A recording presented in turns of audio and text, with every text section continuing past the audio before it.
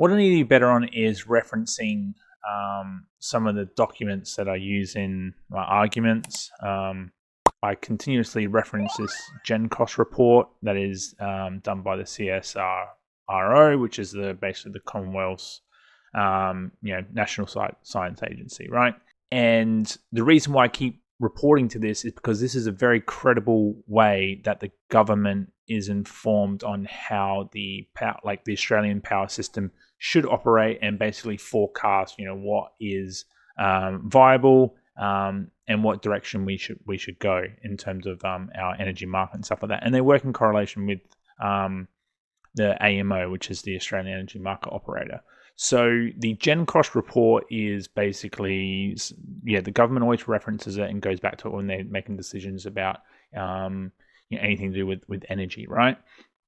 And so what I've done is I've created some notes, which I've got here. This is just for this report. I'm just going to go over it very quickly over basically what, the key things that I always refer to in this report when I'm talking anything about net zero. And, like when I hear different arguments, like, the rollout is going to cost too much, integration is going to cost too much, it's a more expensive form of energy. These are all very common arguments against the rollout of renewables. But this report that has a lot of reliability, a lot of transparency through, basically says otherwise. It says renewables is a very good path forward for Australia. Same when you introduce nuclear and things like that. So I want to go through this report. I won't go through all of it. I'm just going to go through some of the key things in my notes that basically, which I believe are probably, maybe the best arguments against anyone who's sort of, going down the path of saying coal is a better option or nuclear is a better option. So I'm just going to give you my 2 cents around it. Again, this is a very top level summary. So let's kick it off.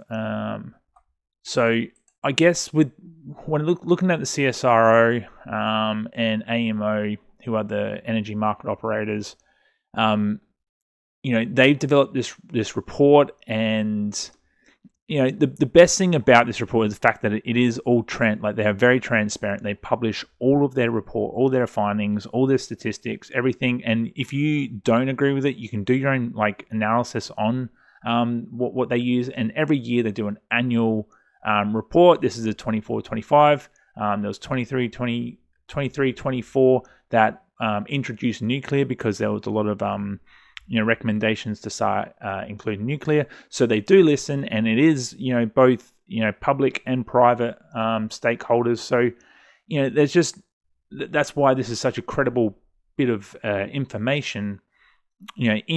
You use this not solely by itself, but then you also use the AEMO's ISP, the Integrated System Plan, and you also look at other publications by the annual report, reporting by the Climate Change Agency and stuff like that as well. You use everything together to basically get the the most scientific outcome, and that's what all of this does. And that's why I get so frustrated when I hear some of the arguments that is by Sky News and IPA and all these people, because they actually don't reference this sort of stuff, and that's what I think is lacking. I'm not saying that they're 100% wrong, but they need some sort of evidence, and so this is where I sort of go off. So anyway, let's get into it. So the purpose and scope of the GenCost report is a collaboration between the CSIRO and AEMO to deliver an annual process of updating capital costs of electricity generation, energy storage, and hydrogen production technologies, a strong emphasis on stakeholder engagement, blah, blah, blah, blah, blah. So this is just basically saying what they do with this report and what their outcomes are. And I guess one thing that's probably going to come up a lot is this LCOEs, which is the levelized cost of electricity. Okay, now one of the biggest arguments that people are going to have against the GenCost report is they typically say that the LCOE is too simplistic and that it doesn't include the integration costs of the renewables rollout, which is factually incorrect, because this report does include the integration costs, and that is what is is called firming. Okay, because what you're gonna see in this report is variable renewables, and then it will have with firming. So you're going to see this firming thing come up quite a lot, and that is basically integration costs are itemized in the report, including storage, transmission, system security, and spilled energy. So whenever someone says that that doesn't include the whole system, that is incorrect, because this report actually does include all of those sort of costs. So the LCOE is it's a way of getting those levelized costs. So this is going to give you the output, which is going to say which is it per kilowatt or per megawatt, what is going to be the cheapest form of energy. And that's exactly what the purpose and scope of this report is to be. And it's going to include all different types of energy generation. So when we look at, a quick sort of look into when we look at variable renewables with and without integration costs. Now, when we talk about variable renewables in this report, it is talking about wind and solar shared, and it's gonna give you like 60%, 70%, 80%, 90%, and basically saying like if it's 60% variable renewables, and then the other 40% is going to be some other form of generation. That might be coal, might be gas, might be something else, but they're focusing mostly on that 60%. Now, again, when we look at these figures, we see the integration costs to support renewables are estimated. So here, I just want to point at this because it is telling you that the integration costs are also added into these costs. So I'm going to just jump straight to the graphs here. So when we look at the calculated levelized cost of energy by technology and category for 2024, okay, we see these are the ones we're probably going to focus on. You got coal and gas. You got coal and gas with CCS. If you don't know what CCS is, it's carbon capture. It's a carbon capture scheme. Basically, instead of, well, this is my understanding of it. Okay, all this is just like my understanding. If anyone thinks otherwise, you can comment below. Tell me if you think my explanation is correct or if it needs more detail. Those sort of things. It's just a quick summary once again. But CCS, instead of the carbon dioxide being emitted into the air, they've made a scheme such that you can, instead of polluting out into the air, you can basically put it into the ground, and that's going to reduce your emissions. So it's a mechanism of reducing carbon emissions. So it's a way to decarbonize some forms of generation, which could be a better option than going renewables for some businesses and things like that. We look at large scale nuclear, and then your small modular reactors here as well, which you can see is quite high. We'll touch on the nuclear in a bit, but just for now, we're looking at these, and we're looking at these as well. So this is that 60, 70, 80% variable renewable share. You can sort of see that on par. You can kind of say that coal at the moment is kind of on the same level, and that is once again variable integration costs. Now, what is important to know here is that these bands, so that's going to be your low band and your high band. Now, this low band is going to be predicting that we are getting the cheapest fuel, and it's going to be that everything is basically going smooth sailing in terms of the oil and gas industry. But what we know is like through the whatever happens in the Ukraine war, we can have coal blackouts. Those sort of things, the prices end up being a lot more expensive. And if the coal plant basically falls over, it then relies on gas, which is a more expensive form of electricity. And this is sort of what happened in 2022 when, and I think late or mid last year or something, the coal power station basically failed, and then it relied on gas. So this is basically where it's at the moment, and this is where we're at with solar, with renewables. Now, this is for 2024. Now, when we go to 2030, you can see here that the renewables have actually dropped quite substantially, and their variation is dropping too. And that is because this is basically saying once we get the rollout, once we start integrating more renewables into the grid, it's going to reduce the cost a lot more. And that is basically what the government is putting out there in terms of what is going to happen and why it's going to be a cheaper form of electricity for everyone is mostly because, once that rollout sort of begins to occur, that is how it's going to bring down those energy prices. Now, the biggest argument against that is people are saying, oh, well, you're banking on this to happen, you're banking on this to happen. And I think one of the strong points that I've put out is, and what they've put in the AEMO's Integrated Assistance Plan, is that any delays to the rollout of renewables is going to affect these prices. Not only in terms of investors, but it's also in terms of you're going to be delaying these types of prices. So, just these sort of two graphs alone, this is what it is predicting as the cheapest form of electricity for 2030. It includes all the integration costs. It includes, all those other things we listed before. There's just so much evidence there. The spillage, any sort of variations. This is showing that it is going to be the cheaper form of electricity, and not only that, it's also going to be reducing the most amount of carbon into the atmosphere. So that is, and we can even go to what page is that? Is that 85? Here's Appendix B. When we look down at this table down here, which is electricity generation technology projection data. So this is kind of gives you the actual figures of those graphs. And you can see here, here's your low band, here's your high band, in comparison with coal, here's your low band, and here's your high band, right? You can see those variations are a lot wider. You can start to see, the argument's going to be, oh, well, look like, 111 is better than, is cheaper than 120. But again, this 111 is banking on that, every other industry, or like the oil and gas, is going okay, which, with how things go in Ukraine and Russia, it is very variable. And plus, you're also banking that coal is not going to, coal plants aren't going to malfunction, which, they're aging plants, and they're happening more, and it's projected to happen more. It's all listed in all these reports, and it is a very known thing that the coal plants are going to start breaking down a lot more.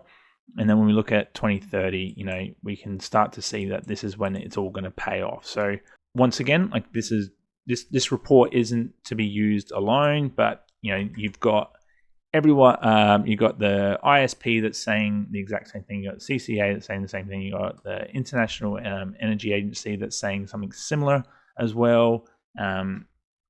There's just a lot of evidence to support this kind of data, and this is what is not being presented on the opposing side. If they had this data, then I'd happy to go through it. But I just don't see it. Not to this level where you can, where the CSIRO are publishing all of their data points, and you can use them in your own modeling, and no one sort of seems to be doing that and coming up with a different outcome, which is very, in my eyes, that says something.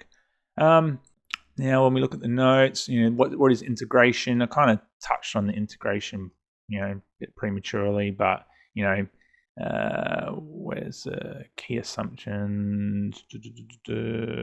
5. Anyways, the integrations here, what have we got in terms of integration? I swear it was here. No. Okay. Sorry, I could have done this better, but here we are anyway. Combination, for example. Okay. Anyways, the integration side of things, they did do this modeling against. Oh wait, was it here? Heavily run to storage, more spilling of phase limited value. Okay, be a transmit.